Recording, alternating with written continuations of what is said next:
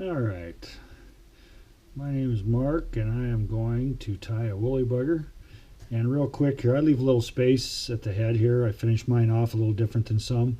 And this tool that I have here is a very simple little tool. And I've had it for years. I have several of them. And there's just a series of marks on here. So this one here, it's a size 4. I want to make sure that I leave the same amount of space each time. So I have a mark on here. I just put it up here briefly. It's right where I want it. We can move on back to the bend of the hook, start working the fly. I like a product called Shimmer here. I'm not sure what Christmas ornament it came from. It looks real familiar, but I can't place it. I'm gonna put a little shimmer and shine on this thing.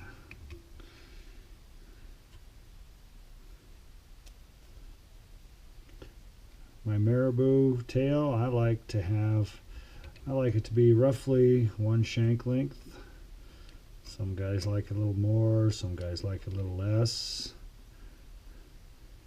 This is just how I do it. I don't usually tie by many rules. I've been tying since the late 70s and pretty set in my ways. Seen some pretty brilliant guys tie. Lee Wolf, Al Troth, Jack Gartside. There was something about Al Troth. I took a lot away from his seminars. A lot of what I do.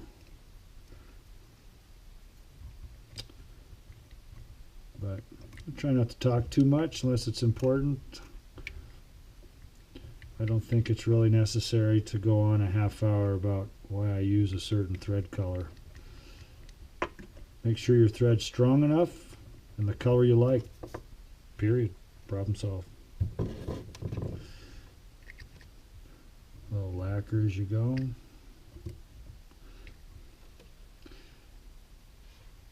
This fly, when you're tying commercially and you're in the groove and you have all of your marabou and all of your hackle, everything sized and prepped and ready to go, you should tie these in about 3 minutes a piece.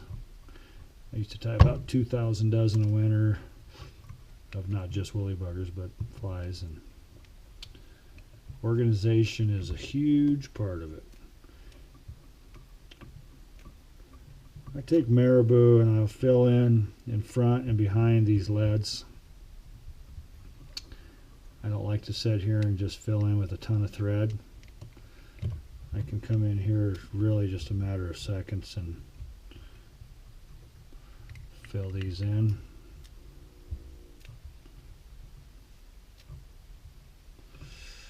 Problem solved. And this marabou too sucks up the lacquer nice, gives the chenille a nice base to adhere to. My flies, you'll lose it long before it falls apart. And to me, that's good. Nothing drives me more crazy than a fly falling apart long before it's time.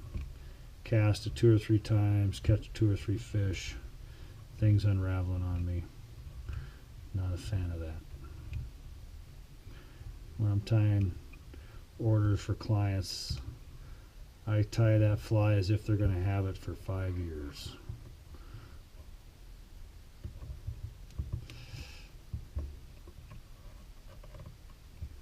Very nice. And I leave a section down here, then when I finish off the head of my fly, you'll see why.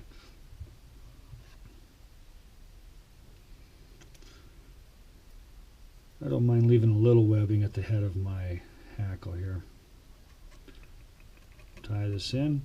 Holding this with these 2 fingers, I can wind this without much trouble. As it gets shorter, slow down. You know, you're already making good time. This isn't the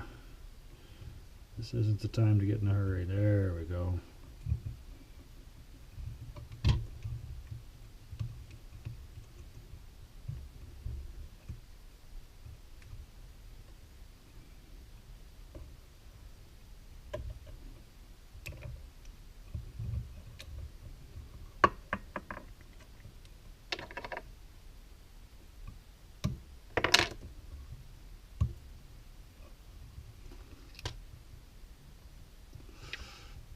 Pretty good amount there.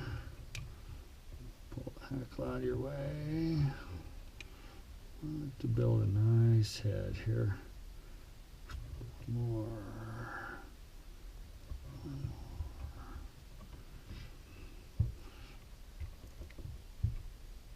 Taper that down.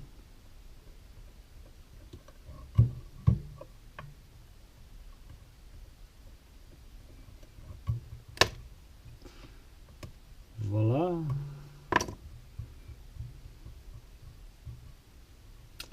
I just love the looks of this streamer. Now I finished the tail off here. I just raise it up and then just a little bit longer than the tail. There. Tell me that's not a nice looking woolly bugger.